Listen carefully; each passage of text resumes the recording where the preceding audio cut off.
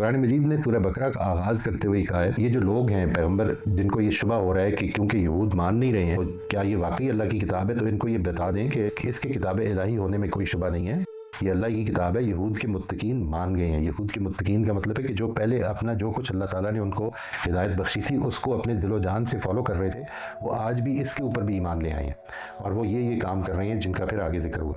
جبکہ جن لوگوں نے اس ہدایت کو نہیں مانا کہ جو اللہ تعالیٰ کی طرف سے ان کے پاس آئی تھی، وہ اس سے بھی محروم رہیں گے۔ آپ جو مرضی کر لیں وہ آپ کی بات نہیں سنیں گے، کیونکہ وہ اللہ تعالیٰ کے قانون کی زد میں آ گئے ہیں۔ اور پھر تیسرے لیول پہ ان لوگوں کا ذکر کیا کہ جو بہانے بازی کرتے ہیں، جو کہ ماننا نہیں چاہتے ہیں، جو کہ واضح طور پر انکار بھی نہیں کر رہے ہیں، واضح طور پر مان بھی نہیں رہے ہیں، ان کے اوپر تنقید کی۔ آپ کے لیے اس میں جو ہدایت ہے وہ یوں سمجھ لیجیے، as I look at it, میں آپ کے ساتھ شیئر کر رہا ہوں، وہ یہ ہے کہ اگر آپ اس کانٹیکسٹ میں رکھ کر اس کو دیکھیں تو اس سے جو اصول نکلتے ہیں وہ یہ ہے کہ اللہ تعالیٰ کی طرف سے جو کچھ بھی ہدایت آپ کے پاس موجود ہے، جو کچھ بھی موجود ہے، چاہے وہ کانشنسی کی روشنی کیوں نہیں، ضمیری کی روشنی کیوں نہیں ہے، اسی تک لمیٹڈ کیوں نہیں، آپ اگر اس کو فالو کرتے ہیں تو اللہ تعالیٰ آپ کو اس کی توفیق دیتا ہے کہ پھر آپ مزید ہدایت پائیں اور اس پر عمل پیرا بھی ہوں۔ اور اگر اس کو فالو نہیں کرتے ہیں، ٹھٹائی کے ساتھ جمے رہتے ہیں، تو پھر ایک وقت آتا ہے کہ جب اللہ تعالیٰ اپنی ہدایت سے آپ کو محروم کر دیتا ہے۔ اللہ تعالیٰ ہم سب کو اس سے ہمیشہ بچائے۔